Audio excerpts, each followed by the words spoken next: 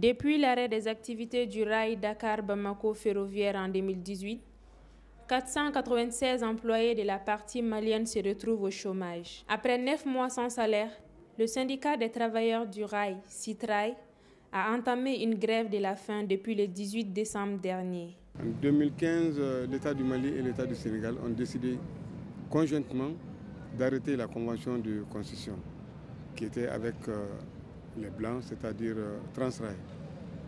À l'issue de cela, ils ont promis 3 documents. Le premier document, c'est la réunion des experts des 2 États, c'est-à-dire sénégalais et maliens, qui se sont réunis à Bamako pour donner les grandes lignes pour retirer la convention de concession à l'actionnaire de référence Advance. Dans ce document, ils ont pris en compte l'intérêt général des travailleurs, c'est-à-dire les salaires. Ensuite, la nouvelle autorité qui serait mise en place, ils vont leur donner 5 locomotives, ils vont réviser 5 locomotives qui seront mises à leur disposition. Et sur la voie, c'est-à-dire sur la voie ferrée, ils vont traiter aussi les points critiques. Mais malgré tout cela, le calvaire des cheminots maliens continuait de bonne.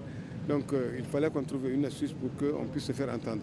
C'est pourquoi on a décidé de venir nous installer ici. Après l'échec de leurs négociations avec le gouvernement, la seule option qui restait aux cheminots était selon eux la grève de la faim. On est en grève de faim parce que dans nos familles respectives, il n'y a plus de nourriture chez nous.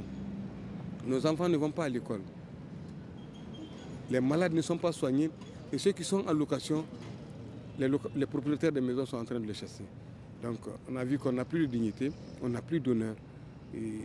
On a beau commander nos voisins, nos parents, ce n'est pas la solution. Et ça crée beaucoup de difficultés au niveau des cheminots. Donc c'était l'occasion ou pas. Si on doit mourir de faim, nous allons mourir ici. Cette grève n'est pas sans conséquence sur la santé de ces cheminots. En plus du poids de l'âge, de la faim, ces grévistes passent le jour comme la nuit à la belle lune. Depuis la tenue de la grève à nos jours, 7 morts sont enregistrés par le syndicat, ainsi que plusieurs cas de maladies graves. C'est très très amer. Passer là toute la journée, toute la nuit, à l'air libre, sous le vent. Dans la nuit, avancer avec ces moustiques-là, avec la poussière et le bruit des automobiles qui passent à travers nous. Là. Vraiment, nous passons des moments très difficiles. Ça, c'est tout le monde qui est atteint de bronchite. Moi qui suis médecin, moi qui suis assistant médical, j'ai même été atteint de bronchite. À chaque 2 minutes, je suis obligé de tousser pour ramener du crachat. Et c'est des crachats qui sont imbibés de poussière. Ça, c'est tout à fait normal quand tu passes la nuit sous les rails, entre les rails et dans la poussière avec les moustiques. Ah là, ce n'est pas facile. Les épouses qui souffrent plus de cette situation sont aux côtés de leur mari pour l'aboutissement de leur lutte. Gɛlɛya kɔni dan don gɛlɛya dan don parce que an bɛ wagati min na sisan nɔ bɛɛ b'a kalama k'a fɔ an bɛ nɛnɛ période de la donc bunahadamadenw kana si fiɲɛ la nɛnɛ la degun b'a kɔnɔ a dogolen tɛ mɔgɔ si la. De Bamako à Kay, l'ensemble des cheminots du Mali se disent déterminés à aller jusqu'au bout, quitte à y laisser leur vie. On est toujours optimiste. On va atteindre jusqu'au bout, Inch'Allah. Dieu va nous aider parce qu'on ne fait que réclamer le droit. On n'a pas demandé une augmentation de salaire. On n'a pas non plus demandé autre chose. Nos droits les plus absolus, c'est ce qu'on a demandé. Ça, c'est les 9 mois, sinon les 10 mois de salaire.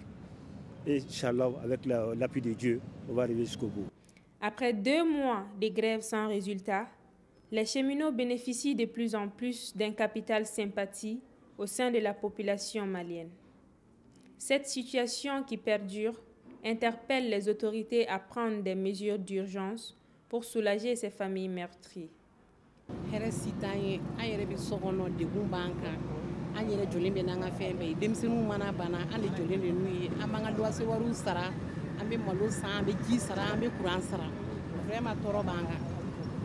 lance cet appel à nos épouses, parce qu'il faut comprendre qu'aujourd'hui, si quelqu'un doit souffrir dans cette affaire, c'est nos épouses.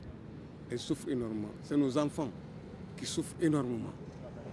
Donc, on leur présente toutes nos excuses. Mais pour avoir le bonheur de la famille, il faut passer par le pire. La famille ne cesse de nous appeler, ne cesse de nous interpeller. Mais nous sommes là pour cette même famille. Moi, je pense que l'État doit s'en rendre compte que c'est des citoyens maliens qui souffrent ici. Nous avons besoin de secours.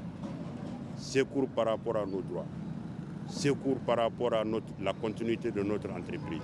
Mourir pour la survie de nos familles est une mort digne pour un cheminot. Tel est leur cri de désespoir. Droit Libre TV, la web télé 100% droits humains, 100% liberté d'expression.